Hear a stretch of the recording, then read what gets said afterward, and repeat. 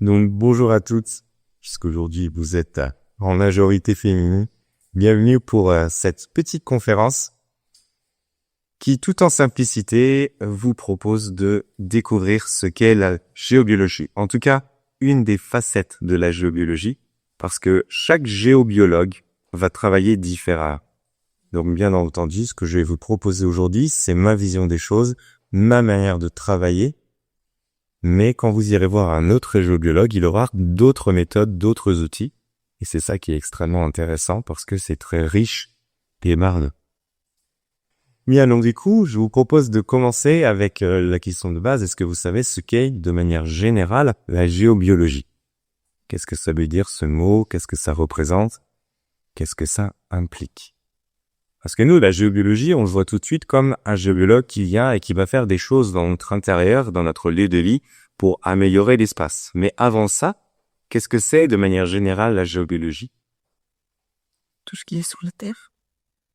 Oui, c'est un peu tout ce qui est sur la Terre. C'est-à-dire que c'est l'étude des énergies telluriques, de tout ce qui n'est pas dans la matière et qui appartient à la Terre elle-même. Donc autant un géobiologue va s'intéresser aux réseaux, aux failles, aux vortex, tout ça on va en parler. Mais ça va au-delà de ça parce que dans la géobiologie, on peut intégrer tout ce qui est esprit, énergie de la nature et plein d'autres éléments à partir du moment où ils ne sont pas incarnés. D'ailleurs, quand on fait la géobiologie, un des premiers aspects que l'on prend en compte avant même de s'intéresser aux réseaux et aux énergies terrestres, ce sont déjà les âmes, les entités qui peuvent venir polluer un lieu. Parce que ça fait aussi partie de ce travail général, de tout ce qui n'est pas incarné, mais qui appartient à l'énergie terrestre. Pour certains aspects, on prend en compte les énergies célestes, mais principalement, la géobiologie reste quand même sur la Terre pure. Est-ce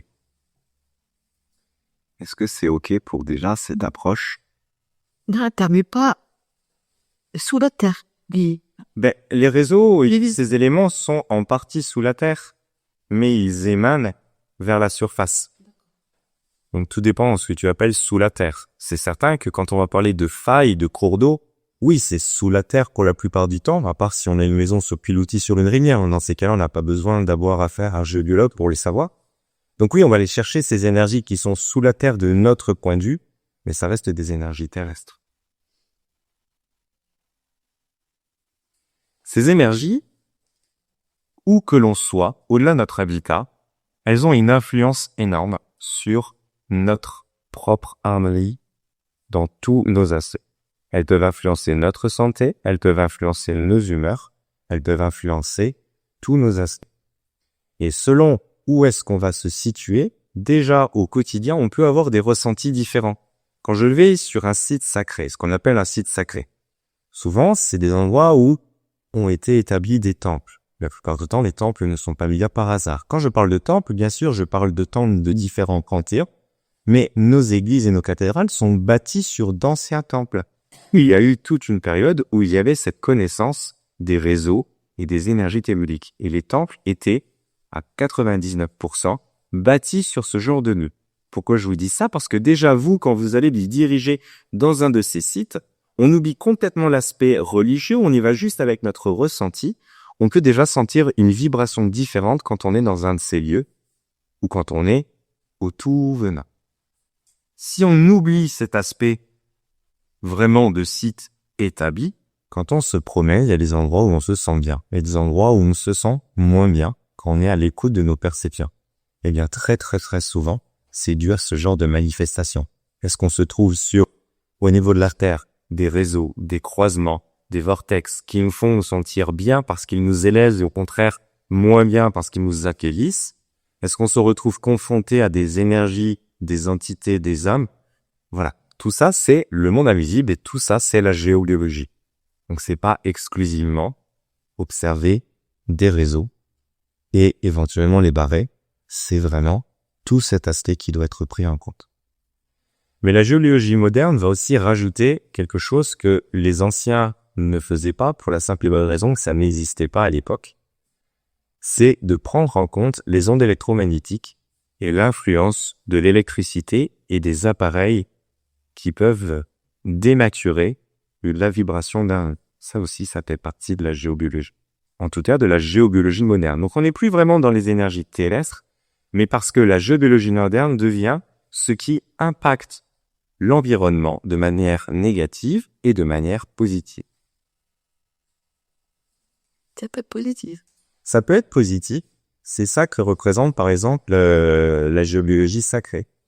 La preuve, quand on va dans une église, il se passe quelque chose. Dans une église ou dans un temple, dans cette ambiance-là, on sent bien qu'il y a quelque chose, des vibrations qui peuvent nous nettoyer, nous purifier, nous élever. Ça, c'est du positif. Et sur une maison, autant il y a des réseaux qui vont nous affaiblir ou nous poser problème, mais il y a des endroits qu'on appelle des zones blanches ou des zones positives. Eh bien là, c'est des zones qu'on va éviter de supprimer parce qu'au contraire, elles nous amènent une belle énergie.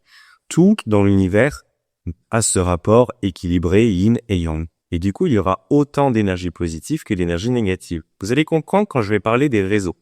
Mais quand je vais parler d'énergie positive et d'énergie négative, il faut pas le voir comme quelque chose de bien et quelque chose de mal, mais plus comme les polarités d'une pile. Il y a toujours cet équilibre. Et une énergie négative dans ce contexte, pour nous, peut devenir salutaire. Par exemple, je suis surchargé de pensées, d'émotions, j'en ai ras-le-bol. Si je vais sur une énergie positive, ça va amplifier ce bazar. Donc elle n'a rien de positif pour moi.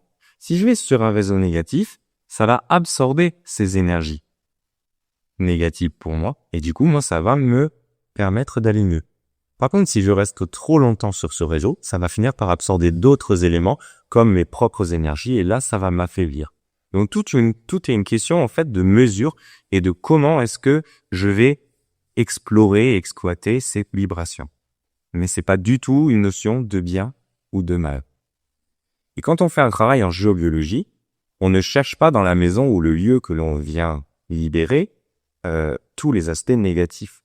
On cherche des aspects qui viennent poser problème pour l'harmonie des habitants. Parce que s'il y a un réseau qui pourrait être négatif, qui croise dans le salon, qui ne génère rien du tout parce qu'il n'y a dessus ni meuble ni quoi, on n'a aucune raison valable de le couper ou de le barrer. Je regarderai sur ces termes évidemment, qui peuvent paraître un peu violents, mais qui vont avoir différentes représentations. Donc voilà, de manière globale, ce que propose la géologie. Maintenant, je vais vous proposer de voir quelques-uns des aspects de ce que le géobiologue va aller rechercher et de ce qu'il va faire comme intervention. Le but du jeu, c'est toujours d'amener une harmonie dans le lieu de vie. Donc si je barre tous les réseaux négatifs, j'amène le lieu dans une énergie tellement positive, tellement haute, que pour l'occupant, c'est impossible de dormir. On a besoin de cet équilibre. Et c'est vraiment ça qu'on vient faire. Ces éléments, bien sûr, vont nous intégrer. Si un lit se retrouve sur un croisement tellurique, sur une faille, sur un cours d'eau, ça va avoir des conséquences. Si le canapé, le fauteuil dans lequel on est tous les jours se trouve également dans ces situations, ça peut avoir des conséquences. Les conséquences, ça peut être simplement je me sens faible et fatigué, ou au contraire, je me sens en pile électrique, je ne peux pas dormir. À long terme, le temps biologique qu'on a, ça peut générer de véritables maladies au sens médical du terme, pour des maladies très sérieuses.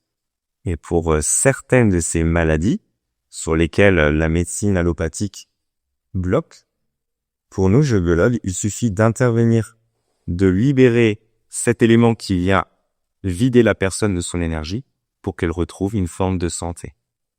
Donc la géobiologie va vraiment aller chercher ces aspects. Ça marche très bien pour l'humain, ça fonctionne très très bien pour les animaux qui sont extrêmement sensibles à ce genre de vibrations. Ça marche aussi pour les plantes. On peut trouver dans un jardin des arbres qui ont de grandes difficultés à pousser, qui poussent tout tordus parce qu'ils ont été plantés sur des croisements ou sur des éléments qui les amènent à être tordus. Donc ça impacte vraiment tous les vivants à carré et même non à carré. Le grand principe initial de la géobiologie, celui qu'on aime bien présenter en premier, c'est le principe des réseaux géobiologiques. Les réseaux géobiologiques, c'est pour faire une parabole, ça pourrait être considéré comme les méridiens sur notre corps. C'est des énergies terrestres dans lesquelles circule de l'énergie. C'est des réseaux, terrestres dans lesquels circule de l'énergie. Dans ces réseaux, on a toujours une forme de quadrillage. Les réseaux géobiologiques sont toujours réguliers et quadrillés. Tous les 2 mètres, tous les 2 mètres 50, tous les 5 mètres en fonction des réseaux. Ils sont toujours orientés soit dans la polarité direction du nord, du sud, de l'est, de l'ouest, puisqu'on a un quadrillage. Vraiment, ils visualisent des carrés qui sont dans la direction de notre boussole, ou alors en diagonale par rapport à notre boussole. Donc, il suffit d'en trouver un pour trouver tous les autres, en tout cas les réseaux d'une même valeur. Donc, ce maillage, ce qui est intéressant, c'est que quand on prend un même réseau, prenons le réseau le plus connu, le réseau Hartmann, on a toujours un réseau positif, un réseau négatif, un réseau positif, un réseau négatif. Et pareil dans le quadrillage, positif, négatif, c'est alterné. Donc, quand j'ai 2 réseaux positifs qui viennent se croiser, j'ai ici un point de croisement positif. Quand j'ai 2 réseaux négatifs, j'ai un point de croisement négatif. Quand j'ai un réseau positif et un réseau négatif qui se croisent, j'ai un point neutre. Là, ça devient intéressant par rapport à ce que je vous ai dit juste avant. Si le lit est posé sur un croisement positif, je vais pas dormir, je vais être une pile électrique. S'il est positionné sur un croisement négatif, je vais pas dormir parce que je vais être en dette d'énergie, il va masquer. C'est là où ça va avoir une importance. Donc si mon canapé est sur un point positif, et moi qui suis tous les jours fatigué, je rentre, ce canapé il me recharge, c'est super. Contrario, si sur un coin négatif, à ce moment-là, je vais être épuisé davantage. Ma douche. Si elle est sur un cran positif, moi je viens pour me prélasser, me délasser dans ma douche. Ça va m'énerver. Si elle est sur un cran négatif, je reste pas assez longtemps dans la douche pour que ça imbaque les énergies, mais ça va m'aider à me libérer des stress de la journée. Ça, c'est très très général. Ne dites pas, il me faut un point négatif au niveau de ma douche. Et pour vous montrer que c'est pas une histoire de bien ou de mal, c'est juste une histoire de où est-ce qu'on a positionné nos meubles et notre organisation de lieu par rapport à ces points. Les réseaux, la plupart du temps, ils portent le nom de la personne qui les a découverts. Monsieur Perret pour le réseau Perret, Monsieur Hartmann pour le réseau Hartmann, Curie pour le réseau Curie, etc., etc., etc. Et ces réseaux sont aussi associés à des métaux. C'est-à-dire que le réseau Perret, par exemple, c'est l'or, le cuivre, le réseau Curie, c'est le tef, le réseau Hartmann, c'est le nickel, etc. Bon, ça, c'est des associations que vous pouvez trouver très facilement en cherchant les réseaux sur Internet. Les réseaux, on en a une collection monumentale, sachant qu'on découvre des nouveaux régulièrement. Donc, soit on leur laisse leur nom, soit on leur donne le nom de la personne qui les a découverts. On est sur la Terre, vous imaginez bien qu'il y a quand même un potentiel là-dedans assez énorme ici. Et donc, le but du jeu du géobiologue, dans un premier temps, c'est de dessiner cette grille, de voir ensuite il se situe par rapport à cette grille les meubles et les pièces de la maison, et de voir s'il y a impact sur les occupants. Ces réseaux, je vous ai dit, on aime bien dire je les coupe ou je les barre. Il y a beaucoup de géobiologues qui fonctionnent de cette manière, c'est-à-dire qu'on va faire en sorte qu'il y a un réseau qui traverse cette pièce, de bloquer le réseau. On va dans le sens du courant, les réseaux ont un courant, comme les rivières. Et on vient bloquer ce réseau, on le coupe. Il y a d'autres géobiologues qui disent, attention, c'est bien gentil de couper un réseau, mais on est sur les méridiens de la Terre, et c'est peut-être un peu délicat de couper ces méridiens parce que les vibrations de la Terre peuvent en être impactées. Il faut savoir que quand on coupe un réseau, on ne l'a pas vraiment barré, on l'a pas vraiment coupé, il repart plus loin. On ne l'arrête pas définitivement, mais en tout cas, on l'arrête dans le lieu de vie. Mais on peut aussi détourner les réseaux. C'est pas comme ça que je préfère fonctionner, c'est-à-dire que je demande à ce que le réseau soit détourné autour de la maison. Comme ça, il n'est pas barré, il n'est pas coupé, mais il n'impacte plus les occupants. Les réseaux seront comme gardés, ils ont un gardien, comme le gardien des lieux. Et c'est plus sympa en général de commencer par se connecter à l'énergie du gardien, de voir s'il est d'accord pour déplacer le réseau, et ensuite de négocier le cas échéant. Bon, ça c'est une des méthodes. C'est le dieu qui tient. Non, c'est le gardien du réseau qui s'occupe de son réseau. Vous avez des questions sur ces réseaux? Alors un réseau, vous allez me dire, est-ce que un immeuble est impacté au dernier étage? Oui. Un réseau, l'énergie du réseau monte jusqu'à au moins 250 mètres de haut. Donc, faudrait un sacré immeuble pour qu'un réseau n'impacte pas les derniers étages. Et au niveau de l'épaisseur, ça dépend. Il y a certains réseaux qui font 20 cm, il y en a qui font un petit peu plus. En général, ça aussi dans ces eaux-là. Un autre aspect que nous aimons bien chercher en géobiologie, ce sont les failles. Ce qu'on appelle des failles, ça peut prendre plusieurs noms. Parce qu'effectivement, ça peut être littéralement des failles. C'est-à-dire, sous la terre, on a comme des grottes, des carrières. Donc, il y a un trou en dessous de cet espace. Il y a forcément, puisque c'est un trou, il cherche à se remplir. Donc, l'énergie y est aspirée, absorbée. Et si moi, je me retrouve régulièrement au-dessus de ce trou, mon énergie est aspirée, absorbée. Mais les failles, ça peut être aussi des citernes humaines. Au sens où un humain a installé une citerne qu'il a enterrée et ensuite on la construit la maison par-dessus. Ça peut être ce genre de choses aussi, ce qu'on appelle un vide, une faille. En tout cas, c'est ce qu'on recherche. Dans ces cas-là, on va essayer de préciser s'il s'agit d'une faille naturelle, si elle est sèche, si elle est humide, si elle est humaine, si elle est naturelle, si elle est ventilée, si elle est enfermée. Ça, c'est des éléments qu'on va prendre en compte pour savoir ensuite comment agir et comment réagir là-dessus. Le travail du géobiologue, c'est un travail de radiesthésie. C'est comme ça qu'on va pouvoir dénicher des éléments qui ne sont pas visibles à l'œil. Donc certains utiliseront leur conduit, certains utiliseront leur baguette de sourcier, leur baguette de radiesthésie, leur canalisation, ça appartiendra à chacun. Mis à part pour les appareils électroménagers, on a aujourd'hui scientifiquement pas encore d'appareils qui nous permettent de mesurer ces éléments. Donc on fait appel à un style de canalisation, bien évidemment. Au-delà des failles, on peut avoir des cours d'eau.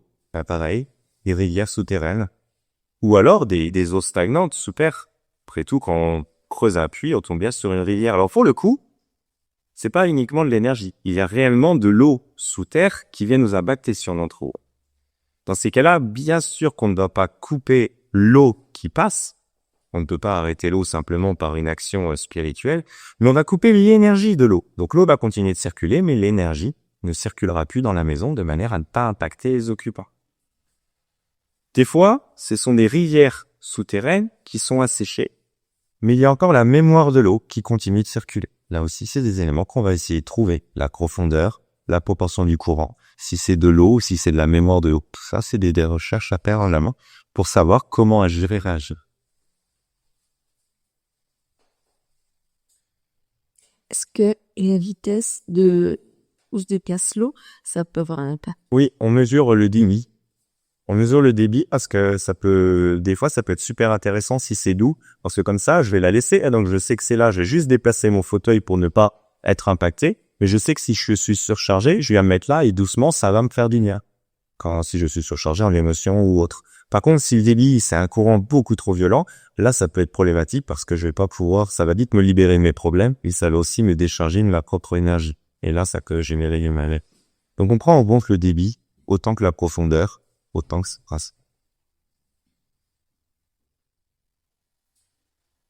On va aussi aller chercher ce qu'on appelle les vortex. Alors, les vortex, ce sont vraiment des sortes, n'imaginez pas que c'est comme un tourbillon. Parce qu'un tourbillon, on le voit vraiment comme quelque chose de circulaire infini. Le vortex, on pourrait le dessiner comme une spirale, mais elle va avoir 3-4 aspects et ensuite, c'est tout. C'est pas infini.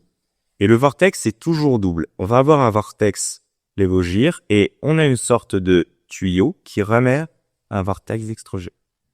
Donc, on a toujours ces deux vortex. On ne doit pas couper les deux à part si vraiment ils impactent le lieu. Les vortex, c'est le plus délicat parce que c'est vraiment des valeurs énergétiques très importantes pour la Terre. Donc la plupart du temps, on ne cherche pas à les barrer, on cherche à les déplacer parce qu'ils ont une vraie valeur énergétique. Et comme pour les réseaux, les vortex ont leur gardien avec lesquels il peut être très intéressant de communiquer. Ça, c'est ce qu'on a en général dans les énergies purement telluriques, les énergies de la Terre. Il y en a d'autres, bien évidemment, beaucoup d'autres, mais ça, ce sont les principales qu'on va déjà chercher en géobiologie. C'est un repérage sur plan. On prend vraiment un plan et on va le plan de la maison, on prend le plan cadastre, on prend le plan ensuite des meubles et des pièces. On va faire notre quadrillage, on va déjà observer. Ah oui, tel croisement, tel vortex, telle faille, dessus se situe telle pièce, telle zone de vie. Mais c'est la plupart du temps des difficultés qu'il faut considérer.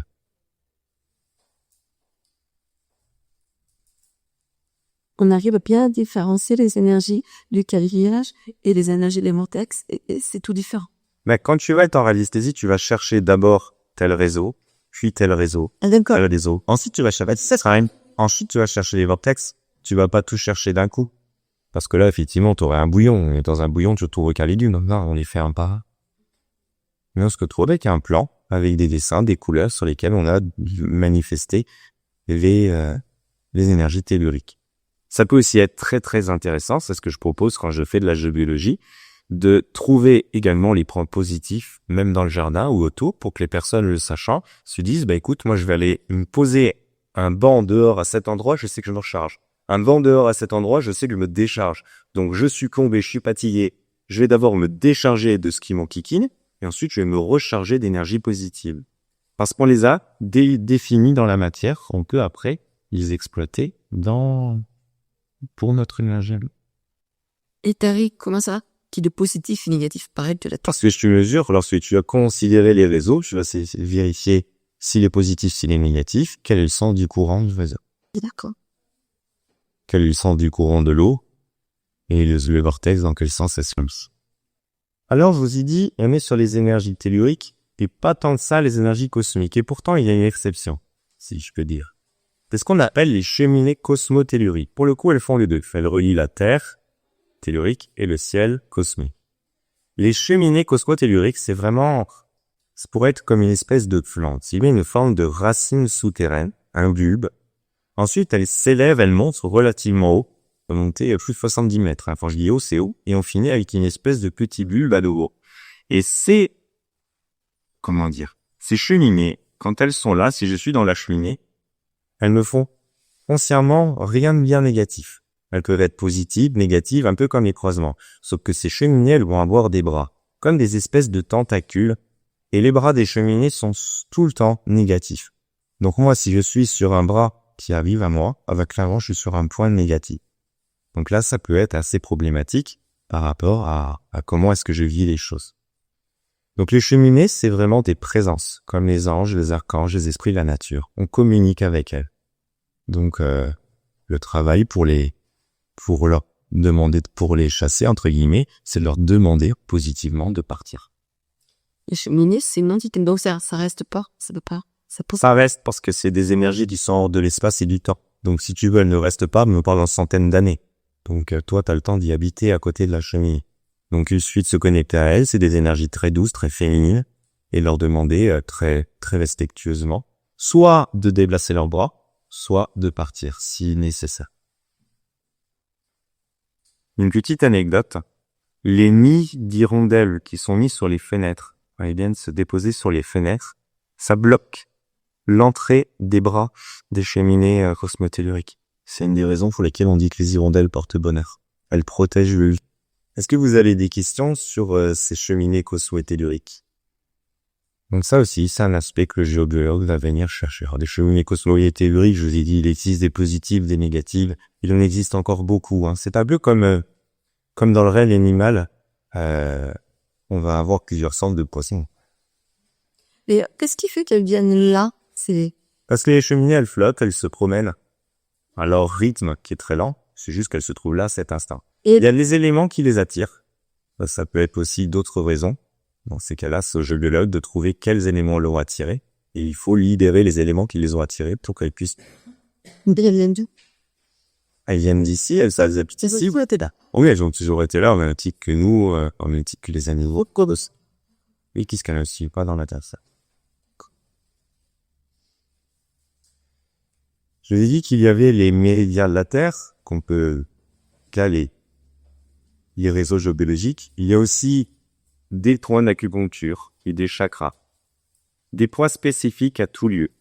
Des points où lorsqu'on les a considérés, on a une énergie lunaire, on a une énergie solaire.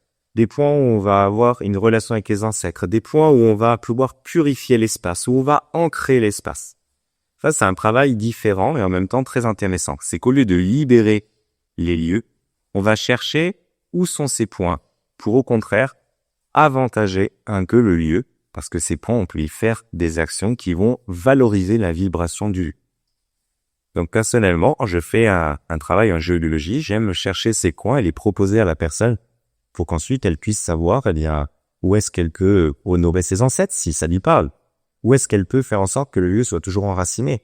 Où sont les points des éléments, l'eau, l'air, la terre, le feu, pour qu'ils soient toujours en équilibre et que l'harmonie persiste dans la maison?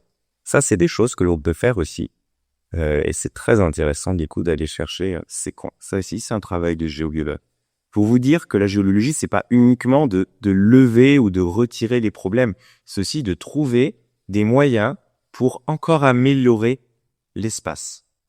Alors, un autre aspect, alors celui-ci, il nous enquiquine en géobiologie pour être franc, c'est les pollutions humaines. Avant de parler des ondes et tout ça, les peintures, c'est quelque chose que je prends en compte en géobiologie. Certaines peintures, vont dégager des éléments dans l'atmosphère qui peuvent être vraiment pathogènes pour les occupants ou pour les animaux. Et j'ai déjà eu des gens qui m'ont appelé pour leur animal de compagnie, et ce qui n'allait pas, c'était la peinture. Ils ont joué le jeu, ils ont réussi à décaper un métier de peinture, il n'y avait rien d'autre à faire, le chat est reparti tout bien. C'est vraiment le chat, c'était un exemple, parce que ça, bien sûr, ça impacte les enfants et tout. Donc il y a des fois, là, en tant que géologue, à part retirer le crépi en faire un, on peut rien faire, mais c'est intéressant à savoir. Il y a un autre souci, c'est les champs et les pesticides. Ça aussi, c'est quelque chose qui à prendre en compte en géobiologie, parce que des fois, on va chercher des raisons énergétiques, alors que c'est simplement chimique. Mais maintenant, aujourd'hui, dans la géobiologie moderne, ça fait partie du pack. Et bien sûr, les ondes. Alors les ondes, on aime bien parler du Wi-Fi. Alors oui, le Wi-Fi peut être problématique si vous êtes électrosensible. Dans ces cas-là, on va mesurer si la box émane quelque chose de négatif et agir en conséquence. On va avoir aussi plus de courant et les appareils électroménagers. Ça, c'est des choses qui peuvent aussi impacter l'espace. Mais moi, ça me fait toujours sourire quand certaines personnes font une forme d'obsession pour libérer le Wi-Fi, mais qui font pas attention à la ligne haute tension ou à l'antenne portable qui est à côté, et qui vont émaner sur des kilomètres et des kilomètres. Et finalement, le Wi-Fi, il a très peu d'impact par rapport à ces éléments. Les éoliennes. Les éoliennes aussi sont problématiques sur le plan vibratoire. Donc aujourd'hui, quand je propose la géobiologie, oui, je vais la regarder si le compteur liquide, si le micro-ondes, si la Wi-Fi pose problème. Mais on a des moyens en géobiologie pour retirer les fréquences des éoliennes, des lignes à haute tension et des antennes de téléphone portable. Alors bien sûr, ça ne va pas intervenir sur le plan de l'électricité, mais ça va venir sur le plan des ondes électromagnétiques. Donc des personnes hypersensibles ont des bénéfices pratiquement immédiats, mais il faut prendre en compte ces éléments de serrure. Donc ça, c'est quelque chose qui est assez difficile. C'est peut-être la plus grosse difficulté dans la géologie moderne, c'est les pollutions humaines, mais c'est important de les prendre aussi en considération. Donc ça aussi, ça fait partie du travail du géobiologue, d'aller regarder déjà si tout va bien dans les réseaux. Parce que si dès le début le compteur est mal en point, c'est clair que les câbles électriques qui sont tout à l'intérieur de la maison, qui l'entourent, peuvent poser problème du coup dans la vibration. C'est la même chose pour les réseaux d'eau. Si l'eau qui vient vibratoirement n'est pas bonne, mais on a quand même de tuyaux qui circulent dans toute la maison, ça peut poser souci. Et plus largement, du coup, on va voir aussi s'il n'y a pas un problème avec les lignes électriques et tout ça. On peut aller un peu plus loin. Une maison qui va être à flanc de colline, elle se prend toute l'énergie qui en permanence s'écoule comme une rivière. Ça aussi, c'est à prendre en compte. Là, ça va un peu plus loin, ça c'est partie du feng shui, mais c'est aussi de la géobiologie. On prend bien les forces telluriques et les impacts sur les occupants.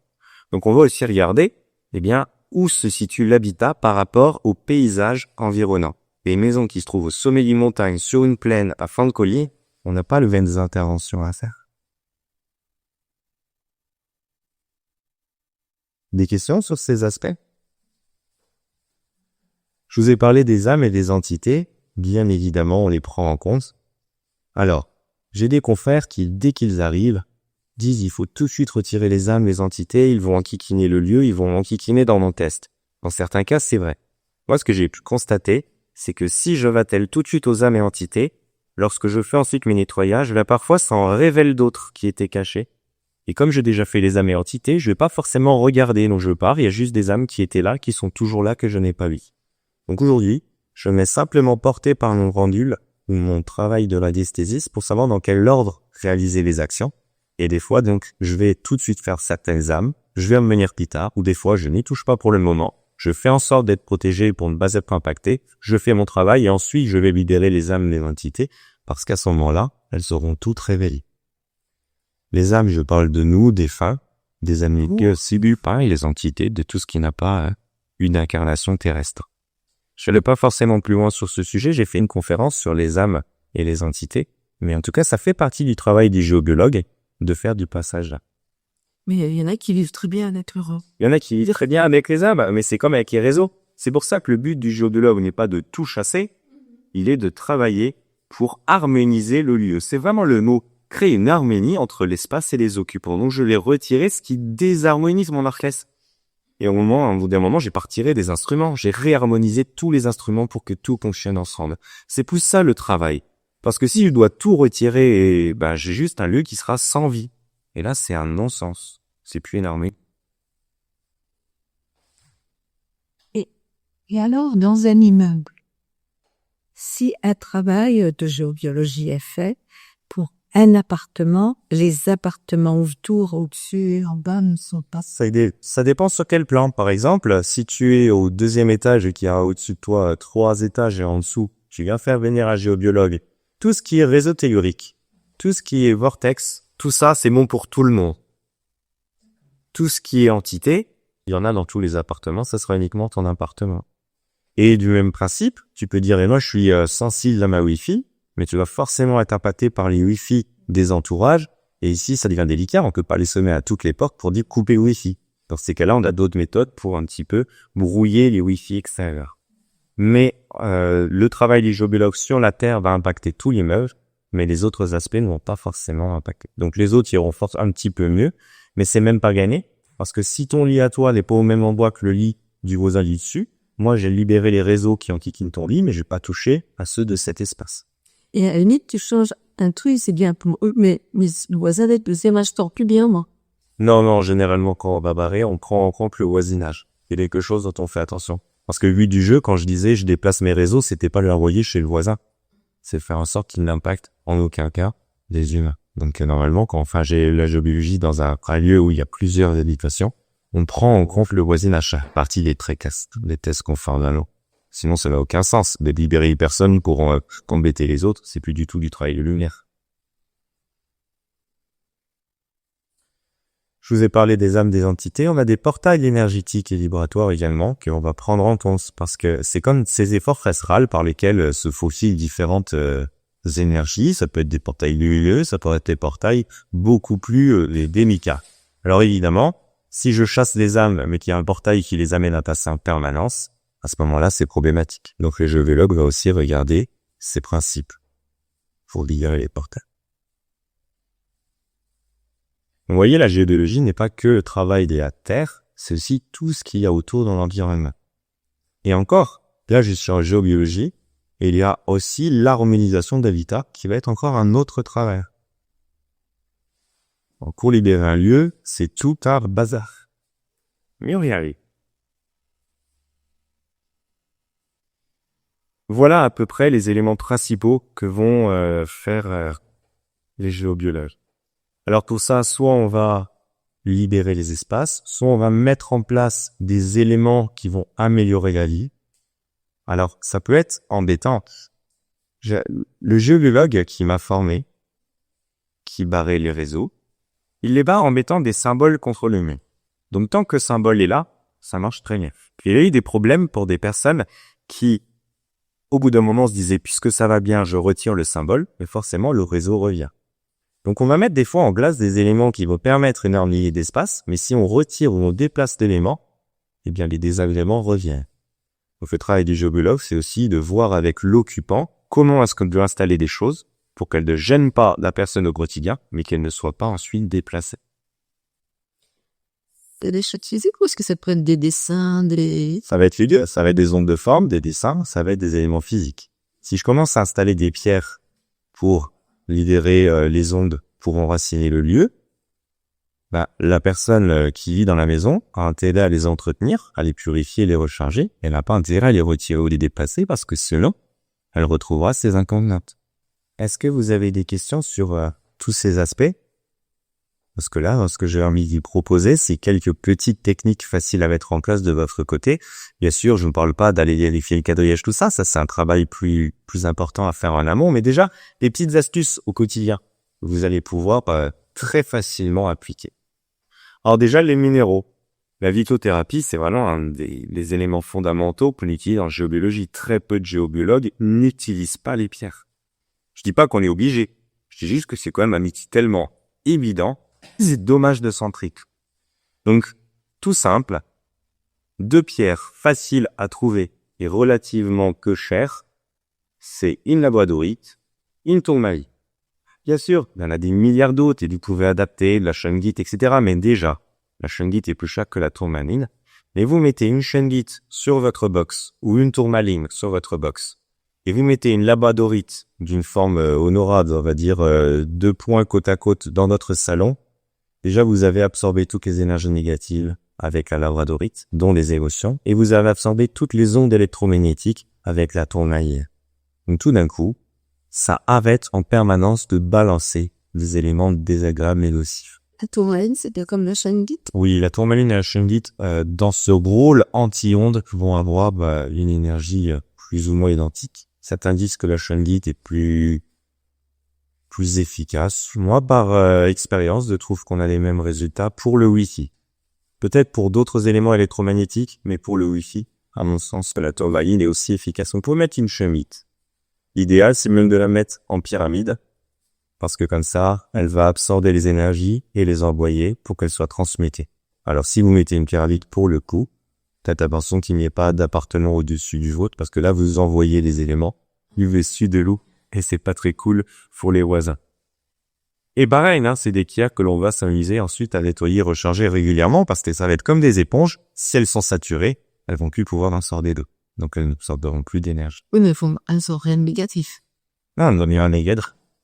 Vous pouvez mettre aussi des lampes de sel qui vont absorber l'énergie, mais également les vibrations négatives, qui vont absorber l'humidité, mais qui vont aussi absorber les énergies négatives. Mais les lampes de sel, comme les pierres, doivent être purifiées au même titre que les minéraux. Donc ça, voilà, c'est quelque chose qui est assez facile à mettre en place. Vous pouvez mettre des ondes de forme ici, puisque je vous en ai parlé. Alors ici, qu'est-ce que vous préférez? Une fleur de vie qui va harmoniser, une petite fleur de vie, comme un tableau au mur dans votre chambre, dans votre salon. Vous pouvez mettre un triskel, attention au triskel. Dans un sens, il pulse, dans l'autre, il retire les âges. Donc ne mettez pas un triskel qui pulse dans votre chambre. Mais si dans le salon vous avez plus d'énergie, un triskel qui pulse. Vous pouvez mettre un arbre de vie qui va amener un enracinement et un équilibre cosmotellurique pour votre lieu de vie. Vous ne serez donc dans un espace qui ne sera ni trop dans la matière, bourré de principes bloqués, mais pas non plus complètement ouvert et perché. Donc vous serez dans un bon équilibre pour faire des projets et avancer dans votre vie. Vous pouvez mettre des plantes. Les plantes, c'est super intéressant parce qu'elles vont déployer une énergie, une vibration comme les minéraux. Intéressez-vous à l'énergie. Si vous avez des plantes chez vous, qu'est-ce que représente l'orchidée, qu'est-ce que représente l'arbre de jade, etc., etc., etc. Vous verrez que ce sont des énergies que vous allez ensuite pouvoir installer ou dans votre bureau, ou dans votre chambre, ou votre salle. Ça, 2 clics sur Internet, symbolique de telle plante, et vous allez avoir des romans qui peuvent vous aiguiller à choisir ou à disposer certaines plantes chez vous. Ça aussi, ça fait un travail d'harmonie et de géobiologie. Toutes les plantes ont une symbolique. Toutes les plantes ont une symbolique, bien sûr, tout ce qui est vivant. Les ondes de forme, je reviens dessus. Vous pouvez aussi les mettre directement sur votre compteur d'eau, votre compteur Linky. Comme ça, l'électricité et l'eau qui passent dans votre lieu sont purifiées. Et quand ensuite ça circule dans les murs, eh bien ça va circuler avec une vibration positive. Ça ne réglera pas les problèmes électroménagers. Mais déjà, la circulation qui sera autour pourrait être drôlement simplifiée. On peut utiliser aussi des fumées. Les fumées, alors la plus connue, c'est la sauge blanche, la sauge sacrée. Une fumée qui purifie en libérant les énergies négatives et qui attire les énergies positives. C'est une énergie féminine. On peut y associer le tabac sacré. Le tabac sacré, c'est une plante qui est totalement autorisée et légale en France. C'est une plante d'ornement. Je vous déconseille de la fumer. Elle a vraiment un goût très âcre et c'est très désagréable. Vraiment, ça ramène les conduits, mais dans des vibrations. Elle va être une énergie masculine qui vient aussi purifier le lieu. Donc vous pouvez avoir votre tabac qui pousse comme une plante d'ornement, vous cueillez les feuilles, vous les laissez sécher, automatique que la sauge, vous mettez en fumée, ça va protéger. Le tabac, vous pouvez faire tourner le petit récipient noir que je vous ai mis là, et vous verrez que le tabac sacré n'a pas du tout la même odeur que le tabac que nous consommons. Donc le tabac sacré, le mapacho, vraiment vous trouvez très facilement, mais de manière tout assez liée là-dessus. Japancho, NATCHO. Le Palo Santo aussi. Alors ça, c'est un bout de bois que vous devez allumer et qui est assez fascinant parce qu'il est dit que le Palo Santo va fumer tant qu'il y a des éléments à purifier dans la pièce et il va s'arrêter quand il n'y aura plus d'éléments à purifier. Je ne sais pas si c'est vrai. Tout ce que je sais, c'est qu'en toute humilité, je n'arrive pas chez moi à brûler du Palo Santo. Donc j'en déduis que c'est ça. Parce qu'il n'arrive à brûler. Ils essaient. C'est aussi facile à trouver. Mais vous avez aussi les plantes de chez nous. Faites brûler du laurier. Faites brûler du cèdre. Faites brûler du romarin. Nos plantes aromatiques, avant d'être aromatiques, c'était des plantes extrêmement utiles pour les celtes, pour les druides. Et elles ont des vibrations incroyables pour nettoyer et purifier. Vous n'avez pas besoin de dépenser des millions, simplement d'aller chercher ces produits qu'on a au quotidien chez nous, les faire sécher, vous pouvez ensuite les faire fumer. Vous aérez quand vous faites fumer ces plantes, parce que c'est pas toujours très agréable pour l'organisme d'aspirer ça. Je vous parle pas de l'odeur, je vous parle quand même, c'est des fumées qu'on ingère, c'est pas forcément titre. Et bien sûr, vous pouvez envoyer la sauge officina aussi, la lavande qui marche très bien pour nettoyer et adoucir un lieu dans ses vibrations. Faut te faire sécher. Hein. Faut faire sécher parce que sinon la fumée, ça fume pas. T'arriveras à voir le laurier, ça c'est un Laurier sauce. laurier noble. C'est le laurier sauce. Mais avant d'être le laurier sauce, c'est la noblesse, hein. C'est nous quand on faisait un courbouillon. Oui. Et vous allez pouvoir aussi utiliser ce qu'on appelle les musiques sacrées, les fréquences sacrées. Alors faites attention parce qu'il y a une belle habitude qui s'est fournie sur YouTube. On voit fréquence tant de hertz avec ensuite les vibrations. Sur le fond, c'est très très intéressant. Sur la forme, c'est pas toujours valide parce que déjà, il faut la certitude que la personne qui a mis cette vidéo l'a vraiment encodée dans la fréquence proposée. Ensuite, il faut être sûr que YouTube ne va pas retravailler la fréquence pour que tout le monde soit à la même.